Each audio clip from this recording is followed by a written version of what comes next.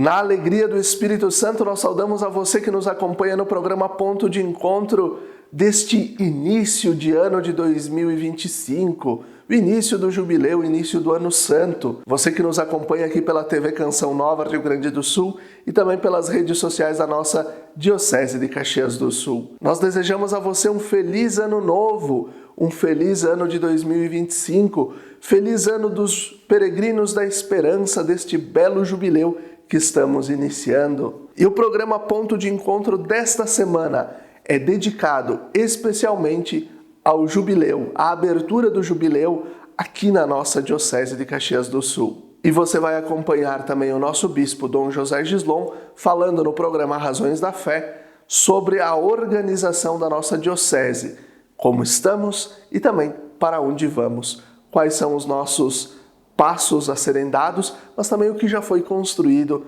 nestes últimos meses. No domingo, dia 29 de dezembro, em comunhão com todas as dioceses do mundo, aqui na Diocese de Caxias do Sul foi aberto o Jubileu de 2025. Os peregrinos da esperança caminharam da Igreja de São Pelegrino até a Catedral Diocesana. Confira! Após a abertura da Porta Santa da Basílica de São Pedro no Vaticano, ato que marcou o início do ano jubilar e que foi realizado no dia 24 de dezembro, todas as arquidioceses e dioceses do mundo realizaram a abertura do Jubileu 2025 em suas catedrais diocesanas no último domingo, dia 29 de dezembro, data em que a Igreja celebra a festa da Sagrada Família. Na Diocese de Caxias do Sul, o ato de abertura do Ano Santo, com o tema Peregrinos da Esperança, iniciou na Igreja São Pelegrino, com um momento de oração. Após, deu-se início à peregrinação que seguiu até a Catedral Diocesana no coração da cidade e que reuniu aproximadamente 1.500 fiéis, dentre eles dezenas de sacerdotes de toda a Diocese.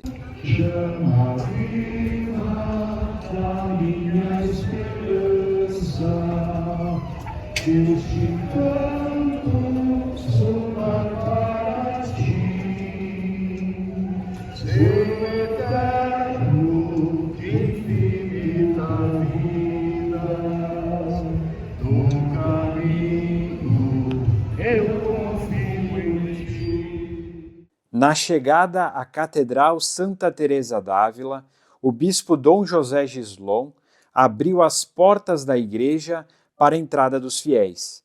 Na sequência, ocorreu a bênção da água na pia batismal, seguida da sua aspersão durante a procissão de entrada para início da Santa Missa. Durante a homilia, o bispo citou a Sagrada Família de Nazaré como modelo de vida e testemunho para as famílias do mundo atual. Este é o modelo de toda a família cristã, onde no serviço cotidiano, na oração, na fé, na compreensão recíproca, nas alegrias e nas provações de cada dia, se constrói de certa forma eficaz a Igreja. José e Maria representam bem o comportamento cotidiano do cristão. Ambos procuram com empenho incessante Jesus até encontrá-lo. Ele é o centro e o motivo da unidade familiar. E não podemos negar que a família vive uma época de crise, de vários níveis e em diversos modos, porque muitas forças procuram criar obstáculos e desagregá-la, interferindo nas relações entre os seus componentes. E as consequências desses danos ou dos danos causados às famílias se fazem presentes na sociedade inteira. E segundo o exemplo da Sagrada Família, seguindo o exemplo da Sagrada Família, rezemos com confiança para que o Senhor nos conceda a graça de superarmos os momentos de crise e de dificuldades e de testemunharmos no cotidiano da vida a nossa fé com esperança. Ao término da celebração eucarística, foi realizada a entrega de uma vela do jubileu e de um banner para os representantes das 7 regiões pastorais da Diocese de Caxias do Sul. e que serão dispostas nas igrejas jubilares escolhidas, até o dia 6 de janeiro de 2026, data prevista para o encerramento do jubileu. A Santa Missa concluiu com a bênção final e o pedido do pároco da Catedral Diocesana, Padre Volney, para que todos os fiéis desejassem um feliz Ano Santo a seus próximos.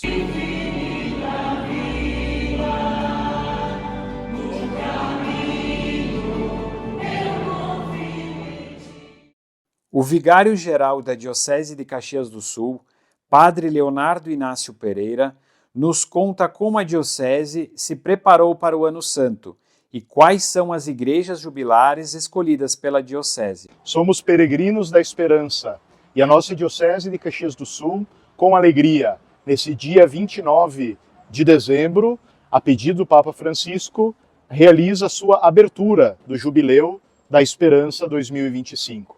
Estamos aqui na frente da Igreja São Pelegrino, em Caxias do Sul, porque uma das ações da Diocese é partir desta igreja de peregrinos até a Catedral Diocesana, onde teremos a celebração da missa de abertura.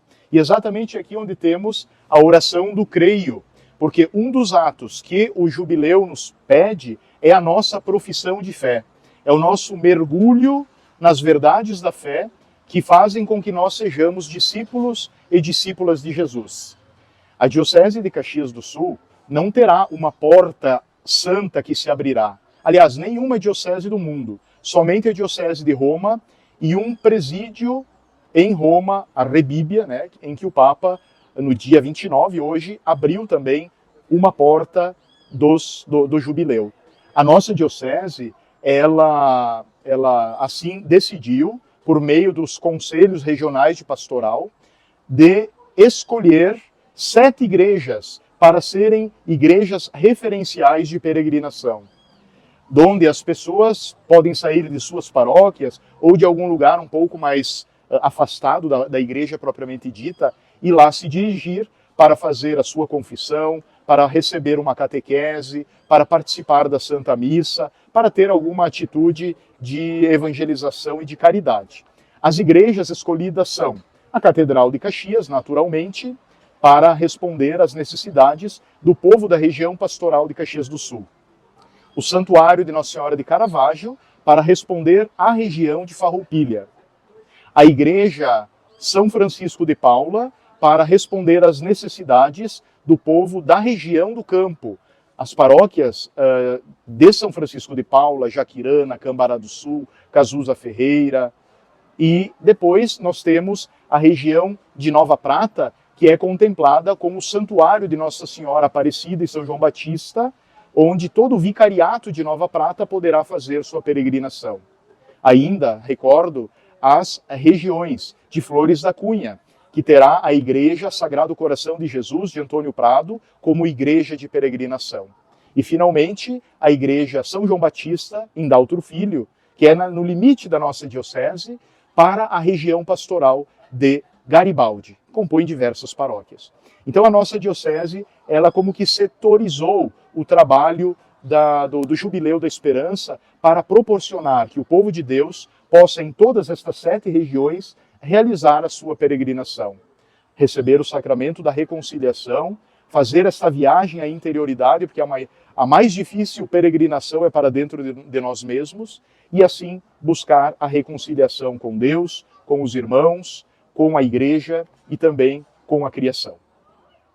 Dom José ainda acrescentou a importância do jubileu para os fiéis católicos. E o jubileu justamente é um momento onde somos convidados a ter, digamos, uma intimidade maior com a palavra de Deus e deixar que ela molde a nossa vida de cristãos, de discípulos e discípulas do Senhor Jesus. Lembrando que foi pela força da palavra que Deus criou o mundo e pela força da palavra também o Verbo se encarnou no seio de Maria.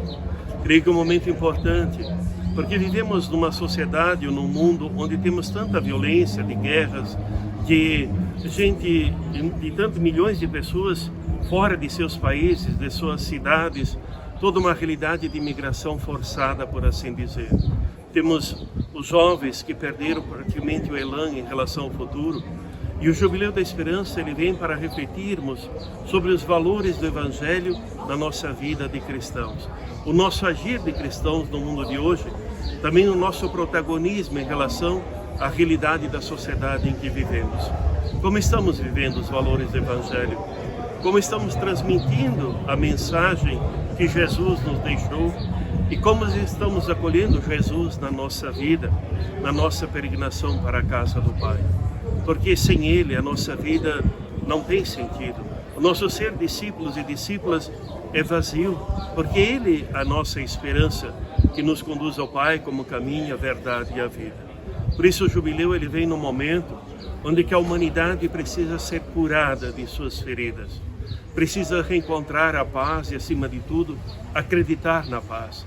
Acreditar que a paz ela é protagonista de desenvolvimento, ela não fere a vida e ela promove a vida. Promove a integração entre os países, promove o bem comum na sociedade. Por isso, a guerra é sempre destruição, é dor e simboliza a morte. E nós não podemos pactuar com a violência que fere a vida, porque seria um contra-testemunho justamente da mensagem do Evangelho que Jesus nos deixou. Dom Alessandro Rufinoni, bispo emérito da Diocese de Caxias do Sul, destacou o Ano Santo como uma oportunidade para a nossa conversão. O ano jubilar, o Ano Santo 2025, é uma oportunidade, é um dom de Deus para receber o seu perdão, a sua graça e para nós nos converter. O Ano Santo é o ano de conversão, de caridade, de amor e de esperança. Sempre esperar no bem que está na frente, porque conosco caminha Jesus. Então, o Ano Santo é o ano que todos nós devemos aproveitar para fazer um caminho de conversão, por isso que se pede uma peregrinação, e também para receber este dom de Deus, que é o perdão total das nossas dívidas com Ele e com os irmãos. Então, queridos irmãos, queridas irmãs, façamos todos um bom Ano Santo. Todos os dias podemos fazer alguma coisa, mas ao menos de vez em quando podemos ir nos locais indicados pela Diocese, ou a Catedral, o Santuário e outras igrejas indicadas, fazer esta peregrinação e aí receber o perdão dos nossos pecados e também enriquecer o nosso espírito de esperança, de amor e de caridade. Ocorreu na última terça-feira, 24 de dezembro, a celebração da Vigília de Natal no Largo da Igreja Matriz São Pedro. A Santa Missa foi celebrada pelo pároco Frei Edson Gilberto Sequim e concelebrada pelos freis Aldo Colombo, Vilmar José Dallagnol e Rogério Mioto, com a participação de Frei Sidmar Prece. Após a proclamação do Evangelho, o movimento de Emaús realizou a encenação do nascimento de Jesus, contemplando a história desde o anúncio do anjo Gabriel, como a visita de Nossa Senhora a Santa Isabel, até a vinda dos Reis Magos ao menino Jesus, culminando com a representação do presépio vivo. Na homilia, Frei Edson ressaltou que o menino de Belém não é fruto de imaginações e ideias, mas é a vida através do Filho de Deus. Também destacou o infinito amor de Maria e José para com Jesus, mesmo que desprovidos de qualquer bem material. Acrescentou que cada um de nós necessita acolher Ele em nossos corações, para que possamos fazer o bem e ser luz na vida de nossos irmãos de caminhada. Irmãos e irmãs, povo aqui reunido, Lucas deixa claro que Jesus não é fruto da imaginação ou ideias, mas é vida do Filho de Deus. Nos diz José Pagola, para Maria chegou a hora do parto e ela deu a luz ao seu filho. O que é interessante é a maneira como o menino é acolhido. Em Belém não há lugar nem hospedagem. Em Maria ele encontra uma acolhida comovente. A mãe não tem meios materiais, mas tem o coração. Tem as faixas, tem a manjedoura que não é sua, mas traz em si o amor pelo menino. E José, com certeza, ao seu lado, que também o acolhe, que também apresenta a todos nós esse menino que é vida, que é luz. Esta noite é momento especial de acolher o Senhor da nossa vida e da nossa história. E acolhê-lo significa permitir que nossa vida e em nossa vida produza mais vida em nós e nos ajude a abrir espaço no coração para fazer o bem e ser luz para os irmãos e irmãs.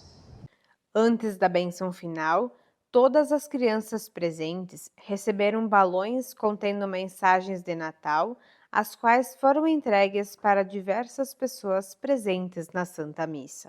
Além de ser em ação de graças pelo ano de 2024, a missa das 6 da tarde do dia 31 de dezembro, no Santuário Santo Antônio de Bento Gonçalves, teve a comemoração dos 90 anos da elevação de Igreja Matriz a Santuário Diocesano, comemorados em 31 de dezembro de 1934, e também a entronização do símbolo diocesano do Jubileu 2025. A celebração foi presidida pelo pároco Padre Volmir Comparim e contou com a presença de grande número de fiéis. O Santuário Santo Antônio de Bento Gonçalves foi escolhido por Dom José Gislon, bispo diocesano de Caxias do Sul, como igreja de peregrinação deste Jubileu 2025. Ao longo de todo o ano, no santuário estará exposta uma vela junto da cruz e de um banner onde está escrito que o Santuário Santo Antônio acolhe e abraça os peregrinos da esperança. E assim nós vamos concluindo o primeiro bloco do nosso programa Ponto de Encontro deste início do mês de janeiro, desejando ainda a você um feliz ano novo. Fique com a gente, até daqui a pouco.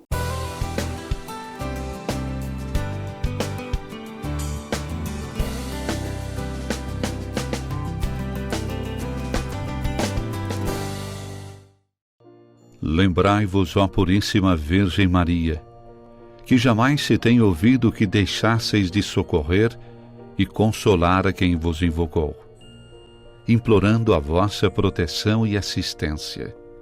Assim, pois, animado com igual confiança, como a Mãe Amantíssima, ó Virgem das Virgens, a vós recorro, de vós me valho, gemendo sob o peso de meus pecados, humildemente me prostro a vossos pés. Não rejeiteis as minhas súplicas, ó Virgem de Caravaggio, mas dignai-vos de as ouvir propícia e de me alcançar a graça que vos peço. Amém.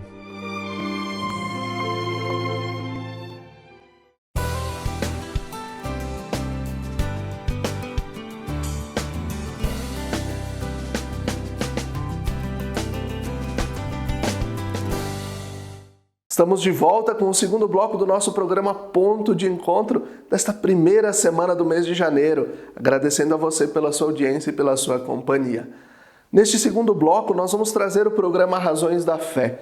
Nosso bispo diocesano, Dom José Gislon, vai nos ajudar a compreender um pouco mais os passos que nós demos ao longo dos últimos anos, dos últimos meses, também aqui na organização pastoral e administrativa da nossa diocese, e também os passos que ainda precisamos dar. A força justamente desse tempo, né, que a gente viveu na diocese, é a resiliência do nosso povo. Essa capacidade de recomeçar, né, as lideranças que nós temos, tudo isso nos coloca assim numa situação, digamos, um pouco privilegiada dentro do contexto de um todo. E também na parte da diocese, essa parte pastoral, eu penso a nossa Caritas Diocesana reestruturada, atuando, né, tem um longo caminho a percorrer, mas já está dando os passos. Eu acho que isso é importante, ela é uma realidade, né, dentro dessa nova dimensão de trabalhar também para termos Caritas em todas as paróquias. Porque todas as paróquias têm realidades onde existem aqueles que querem fazer o bem e aqueles que precisam do bem e da compaixão, da solidariedade dos outros. E a Caritas é justamente essa ponte que faz essa missão ou esse trabalho. E hoje nós estamos ainda com o desafio, pensarmos um espaço para a Caritas alargado e tudo mais, onde possa ser um espaço de acolhida das doações, mas também de partilha, de acompanhamento das pessoas, de acolhida, tudo isso que envolve praticamente uma Caritas diocesana. Depois eu acho que um lado bonito também, a Escola Diaconal São Filipe, uma realidade da nossa diocese, que, claro, a pandemia nos impediu de iniciarmos, né, antes, mas assim que foi possível foi iniciada, e nesse ano 2025, por exemplo, conclui esse período de formação acadêmica, né, os 4 anos, né? Então nós temos que agradecer a Deus porque vimos que temos pessoas, homens, que têm vocação para servir o Senhor também no ministério diaconal. Lembrando que o diaconato é uma vocação, né?